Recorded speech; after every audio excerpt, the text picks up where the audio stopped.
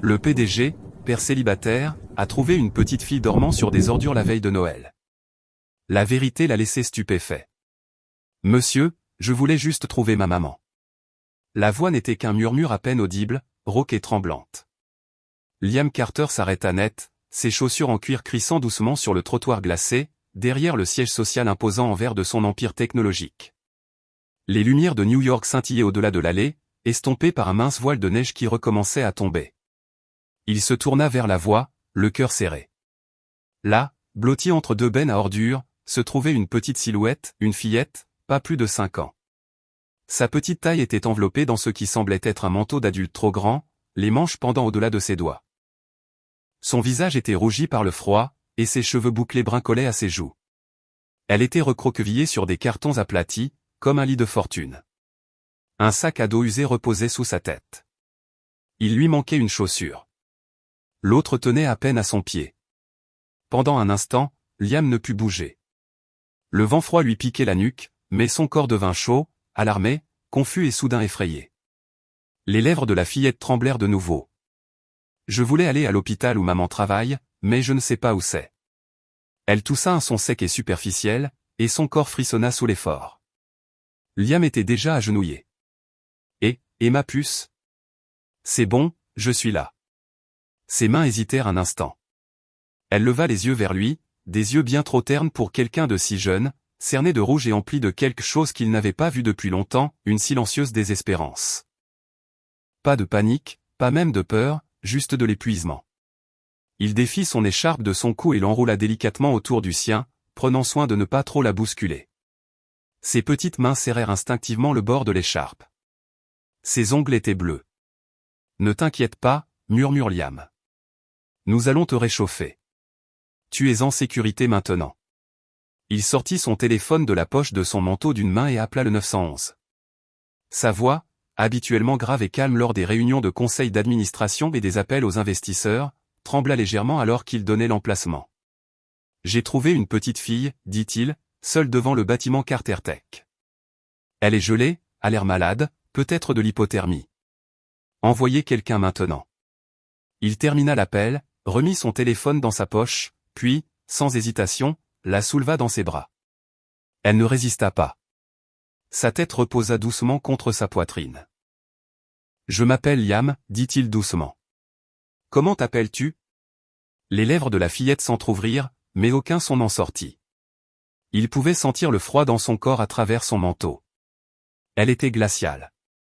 Instinctivement, il resserra son étreinte, essayant de partager la chaleur corporelle qui lui restait. La neige commençait à tomber plus fort maintenant. L'allée, éclairée seulement par la lumière de sécurité vacillante, semblait s'estomper dans un silence surréaliste. Elle murmura alors quelque chose, à peine audible. Maman a dit, ne parle pas aux inconnus, mais si je me perds, va vers la lumière. La gorge de Liam se serra. Elle avait suivi les lumières de son immeuble. Il baissa les yeux. Ses yeux s'étaient fermés. Son corps s'affaissait dans ses bras, non pas sans vie, mais totalement épuisé. La sirène de l'ambulance rompit le silence. 2 ambulanciers se précipitèrent vers eux quelques instants plus tard. Liam ne la leur céda pas immédiatement. Il la retint pendant que l'un d'eux vérifiait ses signes vitaux. « Elle est gelée, le pouls est faible », marmonna l'un, préparant déjà une couverture et un masque à oxygène. Pendant qu'il travaillait, Liam resta à proximité, les bras raides, son corps toujours réchauffé là où elle s'était appuyée sur lui. Son odeur, un léger parfum de shampoing, de terre, d'air froid, persistait sur son écharpe.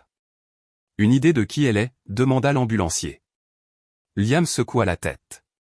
Elle a dit qu'elle essayait de trouver sa mère à l'hôpital. C'est tout. Il acquiesça. Les ambulanciers soulevèrent la fillette dans l'ambulance. Liam fit un pas en arrière, mais s'arrêta, ses yeux sur sa silhouette fragile. « Puis-je l'accompagner ?» demanda-t-il. Ils le regardèrent. Costume propre, manteau coûteux, bouton de manchette. Mais l'un d'eux dit, « Oui, c'est vous qui l'avez trouvé.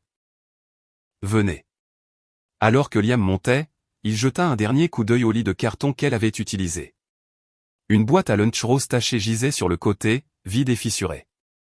Il la ramassa et la suivit dans l'ambulance. Alors que la porte se refermait derrière lui, la sirène hurla dans la nuit glaciale. Et Liam Carter, un homme qui avait depuis longtemps cessé de croire au miracle de Noël, tint une petite main et murmura, « Tu n'es pas seul, ma puce. Pas cette nuit. » La chambre d'hôpital était silencieuse, enveloppée dans le doux ronronnement des machines et le bip rythmique du moniteur cardiaque. Les lumières du plafond étaient tamisées à une douce lueur, projetant de légères ombres à travers la pièce. La neige frappait légèrement contre la vitre, de petits rappels étouffés de la tempête dehors. Liam se tenait près du lit, sa posture immobile, les yeux fixés sur la petite silhouette sous la couverture. La petite fille remua ses doigts, et tressaillit. Un doux gémissement s'échappait de ses lèvres. Il s'approcha. Les yeux s'ouvrirent en battant des paupières. Pendant un instant, elle regarda en l'air, désorientée. Puis son regard se posa lentement, trouvant le visage de Liam. Ses sourcils se froncèrent de confusion, et elle cligna des yeux fortement. « C'est l'hôpital » demanda-t-elle, sa voix sèche, craquante, à peine un murmure. « Oui » dit-il doucement en se penchant. « Tu es en sécurité maintenant. » Ses petites mains serrèrent le bord de la couverture comme pour s'ancrer. « J'ai bien compris. C'est là que maman travaille. » Il hésita un instant avant de répondre. « Te souviens-tu du nom de l'hôpital » Elle fronça les sourcils, réfléchissant. Elle pressa un petit doigt sur sa poitrine, imitant la façon dont quelqu'un pointerait un badge. Elle porte une veste bleue avec des lettres ici. Il est écrit Sainte-Thérèse, quelque chose. Il expira doucement. Oui, c'est Sainte-Thérèse. La tension dans ses épaules sembla se relâcher un peu. Sa poitrine se souleva et s'abaissa avec un souffle tremblant. Elle m'a dit, si quelque chose arrive et qu'elle ne rentre pas à la maison, je dois aller à l'hôpital. Liam s'assit sur la chaise à côté de son lit, ses mouvements lents et délibérés. Que s'est-il passé la nuit dernière ? J'ai attendu, dit-elle, sa voix lointaine, comme si elle était encore en train de reconstituer les choses. Elle rentre toujours avant la nuit, mais l'horloge a dépassé l'heure du dîner, puis des dessins animés. Elle n'est toujours pas venue. Son estomac se noie. Alors, tu es allé la chercher ? Elle acquiesça lentement. J'ai mis mon manteau et mes bottes. J'ai suivi les lumières dehors, celles qui sont au-dessus des magasins. Mais ensuite, il a neigé fort. Je ne pouvais plus voir. Je ne savais plus quelle direction prendre. Liam se pencha en avant, les yeux lui piquants. Sais-tu jusqu'où tu as marché ? Elle baissa les yeux. Beaucoup de pâté de maison. Mes pieds faisaient mal. J'ai vu de la vapeur derrière un bâtiment. Alors, je me suis assise près de lui. Il y avait une boîte et une couverture. Je me suis blotti. J'ai pensé que si je fermais les yeux, le matin viendrait. Il déglutit difficilement. Pourquoi n'as-tu demandé de l'aide à personne ? Elle a dit de ne pas parler aux inconnus. Sa lèvre inférieure trembla. Mais j'avais si froid. J'avais peur. La gorge de Liam se serra. Elle n'avait que 5 ans, juste 5 ans, seule dans une ville qui pouvait engloutir des hommes adultes. Tu as bien fait, dit-il doucement. Tu as été très courageuse. Et Ella le regarda, ses yeux brillants et fatigués. Tu es un docteur ? Il réussit un faible sourire. Non, juste quelqu'un qui t'a trouvé. Le silence s'abattit sur eux comme une couverture. Je m'appelle Ella, murmura-t-elle après un moment. Je m'appelle Liam. Une autre pause, puis avec une sincérité enfantine, merci de t'être arrêté. Liam acquiesça, mais quelque chose s'était déjà profondément déplacé en lui. Il voyait Lily, sa Lily, dans ses mêmes grands yeux. La douleur de la perte revint en force, crue et féroce. Mais pas cette fois, pas cet enfant. Il se pencha en avant, sa voix ferme. Je vais la trouver. Ta maman, je te le promets. Liam se tenait au poste des infirmières. Le presse-papier dans sa main tremblait légèrement alors qu'il feuilletait les dossiers d'admission. Ses yeux scannaient rapidement, nom, date, diagnostic. Là, patiente non identifiée, admise la nuit dernière, trouvée inconsciente dans l'escalier du personnel. Possible qu'elle n'avait pas d'identité. Étiquetée Jane Doe, elle correspondait juste après 20 heures, la même heure à laquelle Ella avait dit qu'elle avait commencé à attendre. Il leva les yeux vers l'infirmière derrière le comptoir. Cette Jane Doe, à quoi ressemble-t-elle ? L'infirmière fronça les sourcils. 35 ans environ. Blonde, mince. Elle est aux soins intensifs, toujours inconsciente. Le cœur de Liam manqua un battement. « C'est quelqu'un que vous connaissez ?» demanda l'infirmière. « Peut-être, » dit-il. « Je dois la voir. Je pense qu'elle pourrait être la mère de la fillette que j'ai amenée hier soir. » Les yeux de l'infirmière s'adoucirent. « Donnez-moi une minute. » Quelques instants plus tard, Liam se tenait juste devant elle, tenant la main d'Ella. Elle le regarda, confuse. « Où allons-nous ? » « Je pense que ta maman est peut-être ici, » dit-il doucement. « Nous allons vérifier. » Il entra dans la pièce faiblement éclairée avec elle, le son des machines montant dans le silence. Les moniteurs bipaient régulièrement. Une silhouette gisait immobile dans le lit, entourée de fils et de tubes. Ella se figea. Ses yeux se portèrent sur la couverture repliée autour du corps de la femme, bleu pâle, avec une seule main qui dépassait. Puis, elle haleta. C'est son manteau. C'est celui de maman. Elle se précipita, s'arrêtant juste avant le lit. Ses petits doigts s'enroulèrent autour de la barrière latérale. Sa voix trembla. « Maman !»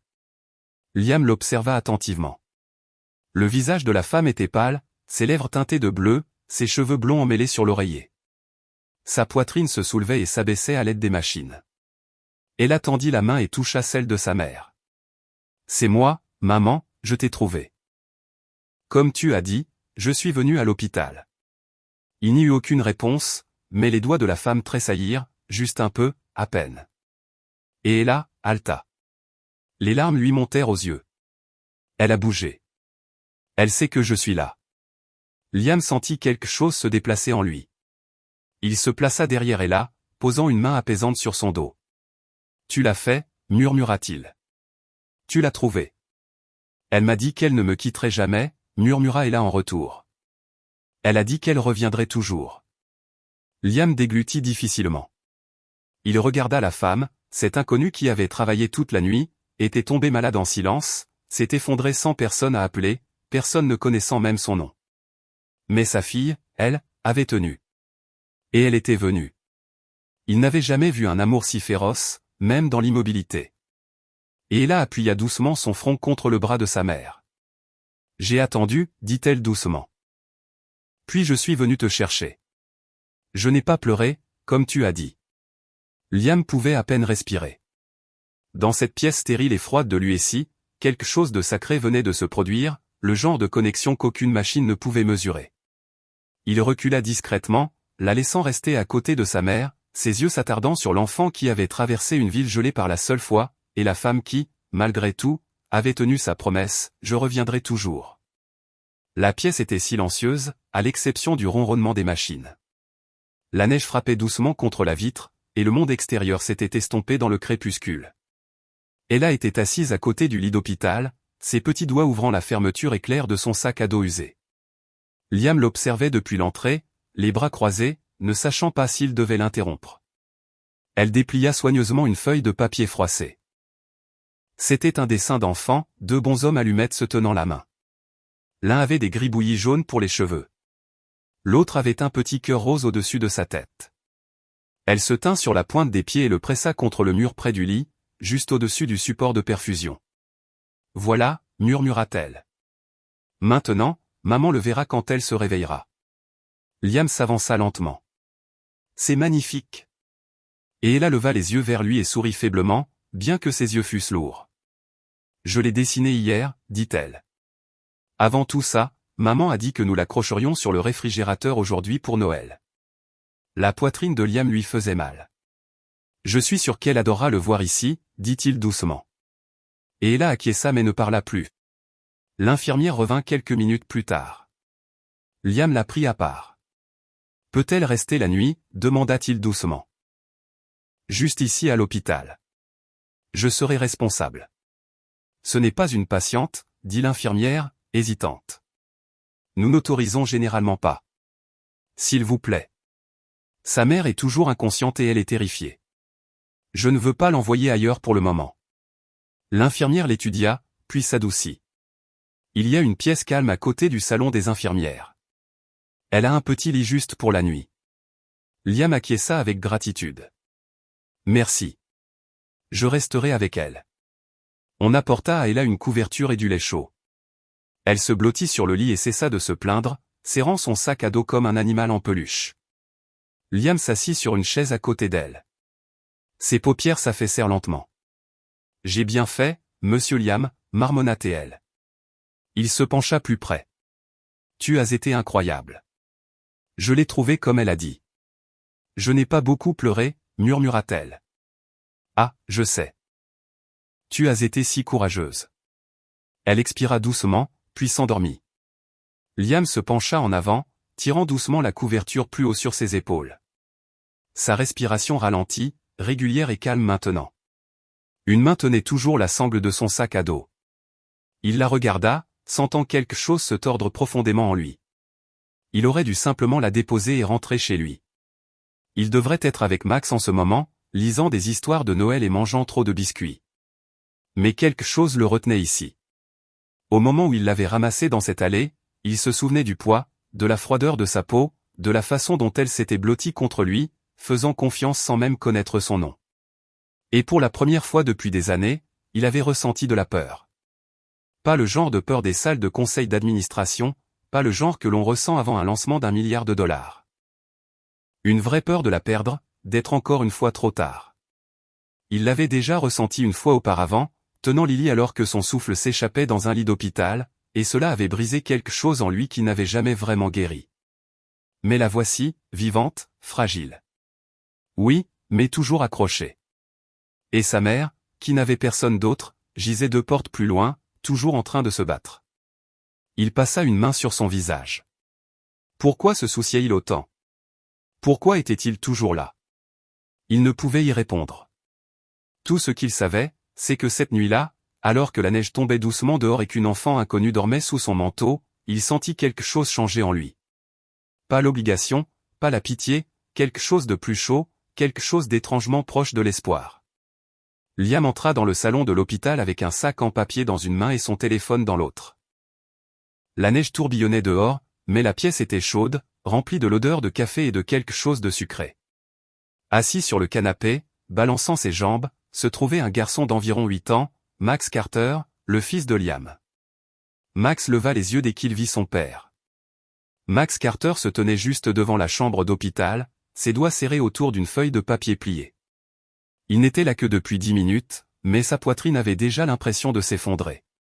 À l'intérieur, son père était assis en tailleur sur le sol à côté du petit lit de camp. La fillette, Ella, était recroquevillée sous une douce couverture, sa tête reposant sur un oreiller que Liam avait apporté de chez lui. La voix de son père était basse et ferme alors qu'il lisait un livre familier, Le jour de neige. Max connaissait chaque mot par cœur. Il cligna des yeux, ravalant la boule qui lui montait à la gorge. C'était son histoire autrefois. Papa la lisait quand la neige tombait devant leur fenêtre, quand maman était encore là et que tout avait encore un sens. Maintenant, il la lisait à elle. Max n'était pas fâché contre Ella. Elle semblait assez gentille. Mais quelque chose, en voyant son père si doux, si différent, avec l'enfant de quelqu'un d'autre, remua quelque chose de chaud et silencieux en lui. Il recula, ne sachant pas s'il devait même être là. Mais juste au moment où il se retourna, son père leva les yeux et le vit. « Max ?» Liam dit doucement, se levant. « Entre. » Max hésita. « J'ai apporté quelque chose, » marmonna-t-il, lui tendant le papier. Liam le prit soigneusement. C'était un dessin au crayon de couleur, 2 enfants construisant un bonhomme de neige avec une silhouette plus grande souriant à leur côté. « J'ai pensé qu'elle aimerait peut-être. »« Je suis sûr qu'elle l'aimera, » dit Liam, s'agenouillant pour être à la hauteur de son fils. « Tu veux le lui donner quand elle se réveillera. » Max secoua la tête. « Tu peux. » Il y eut un instant de silence avant que Max n'ajoute, « Tu me lisais ce livre ?» Liam cligna des yeux. « Oui, c'est vrai. » Max regarda ses chaussures. « Tu ne l'as pas fait depuis un moment ?» Liam soupira. « Je suppose que je pensais que tu étais trop vieux pour les histoires du soir. »« Je ne le suis pas, » dit Max rapidement, trop rapidement, puis plus doucement, pas vraiment. Liam plaça une main doucement sur son épaule. « Je peux te lire une histoire ce soir ?» Dis juste le mot. Max tressaillit mais ne rencontra pas son regard. Il y avait autre chose qu'il devait dire, et cela lui restait coincé dans la gorge comme de la glace. Finalement, il murmura, « Penses-tu toujours à maman ?» Le visage de Liam changea. Sa voix s'adoucit, tous les jours. Alors pourquoi as-tu l'air heureux à nouveau? Liam ne parla pas un instant. La voix de Max se brisa. Vas-tu les aimer plus que nous? Liam cligna des yeux. Quoi? Max corrigea. Ella est sa maman. Tu as été beaucoup avec elle. Tu souris plus. Tu es différent. C'est comme si tu n'étais plus seulement à nous. Liam s'agenouilla de nouveau, cette fois en tirant Max plus près. Je suis désolé si je t'ai fait te sentir comme ça. Les mains de Max se crispèrent en poing le long de son corps. C'est juste que quand maman est morte, je pensais que tu n'aimerais plus jamais personne. Que ce serait juste nous. Ça a été juste nous pendant longtemps, dit Liam doucement. Et tu as été tout pour moi, Max, tout. Mais maintenant, continua Liam, il y a une petite fille qui me rappelle toi et une mère qui n'a personne. Elles sont effrayées, elles souffrent. Et peut-être que j'ai commencé à m'en soucier. Max mordit sa lèvre. Alors, les choses changent. Liam acquiesça, peut-être. Mais le changement ne signifie pas oublier ou remplacer. Je ne cesserai jamais de regretter maman. Je ne cesserai jamais de t'aimer. Cela ne changera jamais. Max resta silencieux. Puis sa voix vint, petite, je ne voulais juste pas perdre quelqu'un à nouveau. Les yeux de Liam s'adoucirent. Tu ne le feras pas. Et si jamais je te fais encore sentir comme ça, tu me le dis. D'accord? Max acquiesça cette fois lentement. D'accord. Liam sourit. Tu es toujours mon meilleur ami, mais peut-être avons-nous aussi de la place pour aider quelqu'un d'autre. Max hésita, puis il dit, si j'aide, est-ce que ça veut dire que je peux continuer à lire avec toi? Liam ricana, marché conclu. Max avança, plaça doucement le dessin à côté de l'oreiller d'Ella, puis se tourna vers son père. Il ne dit rien, mais sa petite main se glissa dans celle de Liam sans un mot. Et c'est ainsi qu'ils sortirent de la pièce ensemble, toujours une équipe, même si quelque chose de nouveau commençait à grandir autour d'eux. Le soleil se couchait, projetant une douce lueur dorée à travers les hautes fenêtres de l'hôpital. Le monde extérieur était silencieux sous sa couverture de neige. Mais à l'intérieur de la chambre 293, Liam Carter était assis sur une petite chaise à côté du lit d'Anna, ses doigts frottant distraitement le bord d'un gobelet en papier. Elle était toujours inconsciente, mais sa respiration était plus régulière maintenant. Les ecchymoses sur son visage s'étaient estompées. La couleur revenait lentement à ses joues, comme une lumière oubliée qui se rallume. Liam avait déposé Max à la maison avec une nounou et lui avait dit qu'il ne tarderait pas. Mais des heures s'étaient écoulées. Il ne savait pas pourquoi il était toujours là. Ou peut-être que si. Sur la table de chevet se trouvait le manteau d'Anna, toujours plié depuis que les infirmières l'avaient apporté. Quelque chose le tirait, non par curiosité, mais par quelque chose d'autre, quelque chose de tacite. Il tendit la main et vérifia doucement les poches, espérant trouver une carte de contact d'urgence, une note, quelque chose qui pourrait l'aider à mieux comprendre qui elle était. Au lieu de cela, niché au fond de la doublure intérieure, il trouva une petite enveloppe, jaunie par le temps et pliée soigneusement en deux. Il l'ouvrit lentement. À l'intérieur se trouvait une carte de remerciement manuscrite. L'encre était légèrement bavée, mais toujours lisible. Merci de m'avoir tenu la main quand je pensais que j'allais perdre ma fille. Je n'oublierai jamais votre gentillesse. La façon dont vous n'arrêtiez pas de murmurer, elle est forte. Vous aussi. Je ne connais même pas votre nom, mais vous portiez les gants bleus les plus doux et votre voix a fait arrêter la pièce de tournée. Que Dieu vous bénisse, qui que vous soyez. C'était signé de tout mon cœur, Claire Carter. La respiration de Liam se coupa. C'était sa défunte épouse. Il retourna la carte encore et encore dans ses mains, son cœur battant à tout rompre. Cette nuit-là, la nuit où Lily est née, Claire lui avait parlé d'une jeune infirmière. Cheveux blonds, voix calme, elle a tenu ma main pendant que les médecins travaillaient, avait-elle murmuré. Elle n'a pas lâché prise jusqu'à ce que Lily pleure. Liam regarda le visage endormi d'Anna. Les cheveux blonds, le calme, c'était-elle toutes ces années plus tard. Et la voici de nouveau, brisée, seule, sans personne à appeler, sauf que cette fois c'était son enfant qui attendait dans la peur. Il se leva lentement, se dirigea vers la fenêtre, la carte toujours serrée dans sa main. Ses pensées s'emballaient, mais son cœur, avait déjà commencé à ralentir, à se stabiliser. Elle était là, murmura-t-il. Elle était là pour Claire, pour Lily. Il se tourna vers Anna dans ce lit blanc stérile avec tous les tubes et les moniteurs. Elle semblait si petite, si loin de la femme du souvenir, et pourtant, elle avait été forte autrefois pour sa famille, discrètement, sans jamais savoir ce que cela signifiait. La pensée le frappa. Il se rassit, cette fois plus près. « C'était vous, dit-il doucement. Vous avez aidé ma femme quand je ne pouvais pas. Vous avez aidé à mettre ma fille au monde. » Sa voix se brisa. « Et maintenant, votre fille est apparue dans la mienne. » Il n'y eut aucune réponse, mais quelque chose dans la pièce sembla plus lourd, plus plein, comme si le temps s'était replié sur lui-même pour lui rappeler que rien, ni le chagrin, ni la gentillesse, ni même l'amour, n'était jamais vraiment perdu. Il regarda la carte de nouveau, puis tendit la main vers Anna. « Merci, murmura-t-il, pour ce que vous avez fait à l'époque, pour avoir été là quand mon monde tremblait. » Il s'arrêta, les yeux humides. « Je pense que j'étais destiné à vous trouver. » Et pour la première fois depuis des années, Liam ne se sentait plus hanté par le passé. Il se sentait trouvé. La première chose qu'Anna vit en ouvrant les yeux fut un plafond blanc flou. La seconde fut la chaude lumière du matin se déversant dans le coin de la pièce. Son corps était douloureux et sa bouche sèche, mais son cœur commença à battre pour une seule raison. « Bonjour », murmura-t-elle d'une voix rauque. Elle tourna la tête, luttant contre la lourdeur de ses membres. « Et là, où est ma fille ?» Une infirmière entra en courant, alertée par le son. « Mademoiselle Bennett, vous êtes réveillée. Allez-y doucement. Où est ma petite fille ?» Anna prononça les mots avec effort, la panique montant dans sa poitrine. Mais avant que l'infirmière ne puisse répondre, une voix grave et calme vint de l'entrée.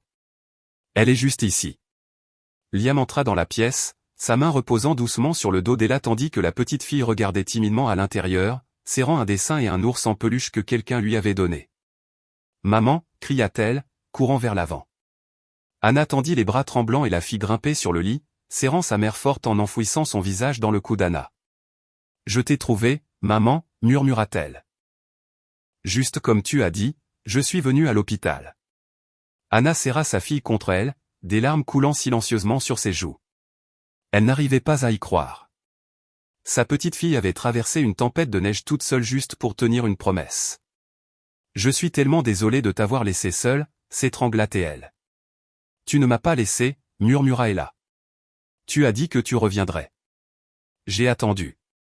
Liam se tenait là tranquillement, leur donnant de l'espace, son cœur battant dans sa poitrine lors de ces retrouvailles. C'était la première fois qu'il voyait Anna éveillée, et maintenant il ne pouvait pas détourner le regard. Quand leurs yeux se rencontrèrent enfin, quelque chose passa entre eux. Non pas le choc, non pas la surprise, mais la reconnaissance. Anna murmura, « Vous êtes l'homme qui l'a sauvée. » « Et elle vous a sauvé » répondit Liam doucement. Au cours des jours suivants, pendant qu'Anna se rétablissait au lit, Liam lui rendit souvent visite, non par obligation, mais par quelque chose de plus profond qu'il n'avait pas encore nommé. Il apportait des livres pour Ella, du café pour Anna et des repas chauds pour les deux. Ils parlèrent d'abord par des échanges prudents et polis. Puis, lentement, leurs conversations devinrent plus longues, plus profondes. Anna lui raconta sa vie, comment elle avait autrefois travaillé comme infirmière pédiatrique, comment elle avait perdu son emploi après une série de migraines et d'absences sans assurance maladie, comment elle avait pris n'importe quel travail pour garder Ella et la nourrir au chaud. « Je récurais les sols du même hôpital où je marchais autrefois avec un stéthoscope, dit-elle un après-midi, les yeux lointains. Mais elle ne s'est jamais plainte. Elle disait toujours, tant que nous avions l'une l'autre, c'était suffisant. » Liam écouta, ému par son humilité, son honnêteté, sa force. Il n'y avait aucune amertume dans sa voix, seulement une tranquille résilience. Il lui parla de Lily, de Claire, de la nuit où il avait perdu sa fille et de sa croyance au miracle.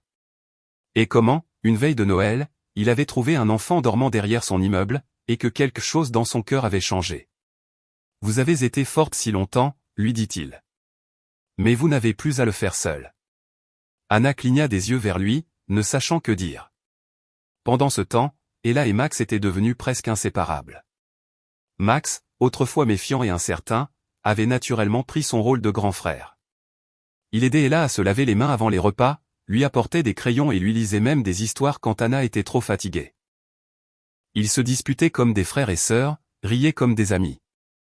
Et un après-midi, Max murmura à Liam, elle est plutôt cool pour une petite fille. Les infirmières commencèrent à les appeler les frères et sœurs de la tempête de neige. Un soir, Liam porta un petit sapin de Noël dans la chambre d'Anna. Il n'était pas encore décoré, juste un petit plan en pot. J'ai pensé que nous pourrions construire quelque chose à partir de zéro, dit-il. De nouvelles traditions sans pression. Anna sourit doucement. Je n'ai jamais eu un Noël sans souci auparavant. Il plaça l'arbre sur le rebord de la fenêtre, laissant la lumière le frapper juste comme il faut. Peut-être que cette année, nous ne souhaitons rien. Peut-être que nous remarquons juste ce qui est déjà là. Ses yeux se remplirent de larmes parce que, malgré tout, elle avait Ella. Elle avait de la chaleur, elle avait une gentillesse inattendue. Et assise dans ce lit d'hôpital, regardant sa fille coloriée à côté de Max et Liam fixant doucement un ornement tordu, Anna réalisa quelque chose qu'elle ne s'était pas permis de croire depuis des années. Ce n'était pas seulement la guérison, c'était l'espoir. La neige tombait doucement dehors, recouvrant la ville d'un silence feutré. De la petite maison de ville à un pâté de maison de Central Park, les rires, les tasses qui s'entrechoquaient et les douces notes d'un chant de Noël s'échappaient dans la rue. À l'intérieur, le salon brillait d'une lumière dorée et de l'odeur de cannelle et de pain. Un sapin de Noël modeste se tenait près de la cheminée, ses ornements dépareillés mais placés avec amour. Des flocons de neige en papier fait pendaient du plafond, l'œuvre d'Ella avec l'aide de Max. Liam se tenait dans la cuisine, versant du chocolat chaud dans des tasses. Il regarda autour de lui et sourit. Cela faisait exactement un an qu'il avait trouvé Ella, une petite ombre blottie dans le froid derrière le bâtiment. Tant de choses avaient changé depuis, surtout lui. Dans le coin de la pièce, Max s'agenouilla à côté d'Ella, lui tendant un paquet soigneusement emballé. Elle l'ouvrit soigneusement, révélant un petit livre cartonné avec un dessin de bonhomme de neige et de 2 enfants sur la couverture. Ella halta, « Tu as dessiné ça ?» Max haussa les épaules, essayant d'avoir l'air décontracté. « C'est ton histoire. Je l'ai écrite et j'ai dessiné les images pour toi. » Elle ouvrit la couverture et vit la dédicace écrite au crayon de couleur, « À ma petite sœur, de la part de ton grand frère Max. » Les yeux d'Ella se remplirent instantanément. Elle lui jeta les bras autour du cou. « Merci, Max. » Max rougit. « D'accord, d'accord. Ne pleure pas dessus. » Liam les observait depuis la cuisine, le cœur plein. Il n'avait pas demandé cette vie. Il n'avait pas prévu d'aimer à nouveau, de fonder une famille au milieu de son chagrin. Mais les voilà. Et puis Anna entra dans la pièce. Elle portait une robe en tricot rouge qui chatoyait légèrement sous les lumières. Ses cheveux blonds étaient tressés lâchement, quelques mèches encadrant son visage. Elle se tenait près de l'arbre, tenant une assiette de biscuits au pain d'épices, observant sa fille et Max avec un respect silencieux. Liam s'approcha d'elle, lui tendant une tasse de chocolat chaud avec des guimauves supplémentaires comme demandé. Elle sourit, l'acceptant de lui. « Tu t'en es souvenu ? » »« Je me souviens de tout, » dit-il doucement. Pendant un long moment, ils restèrent côte à côte, observant les enfants. Il n'était pas nécessaire de parler. Le silence entre eux était chaud, plein, compris. Puis Ella se tourna vers Liam, sa voix calme et remplie de sincérité. « Papa Liam. » Il la regarda, les sourcils levés. Elle avait commencé à l'appeler ainsi il n'y a pas si longtemps, et chaque fois cela lui arrêtait le cœur. « Merci, dit-elle, de m'avoir trouvé. » Liam s'accroupit à sa hauteur, posant une main doucement sur sa joue. « Merci de m'avoir laissé faire. » Alors qu'elle retournait montrer à Max une autre page du livre, Anna tendit la main vers Liam. Ses doigts glissèrent dans les siens, se tenant non pas avec peur, mais avec confiance. « Je pensais que j'étais destinée à simplement survivre, » dit-elle doucement, à garder la tête baissée, à être forte, qu'un amour comme ça n'était pas quelque chose que des gens comme moi obtenaient. Les yeux de Liam rencontrèrent les siens, brillants. « Vous n'avez jamais été destinée à le faire toute seule. » Elle acquiesça, retenant ses larmes. « Vous m'avez fait croire que je valais la peine d'être aimée. » Il tendit la main, essuyant une larme de sa joue. « Vous l'êtes, » murmura-t-il. « Vous l'avez toujours été. » Ils ne dirent rien d'autre. Ils n'en avaient pas besoin parce qu'à ce moment-là, entourés de rires, de musique douce et de neige qui tombait, leur famille n'était pas définie par des documents ou le sang. Elle était définie par des moments comme celui-ci, par une promesse tenue, un enfant trouvé, une main tenue, et par la simple vérité inébranlable qu'enfin il n'était plus seul. Certaines histoires ne commencent pas par de grands gestes, mais par un enfant perdu dans la neige et un cœur commençant doucement à guérir. Liam pensait qu'il n'avait plus rien à donner. Anna pensait qu'elle n'était destinée qu'à survivre, et pourtant l'amour les a trouvés quand même, parce que parfois les familles que nous trouvons sont celles que nous étions destinés à avoir depuis le début. Merci d'avoir suivi ce voyage émouvant de résilience, d'amour et de seconde chance. Jusqu'à la prochaine fois, gardez votre cœur ouvert.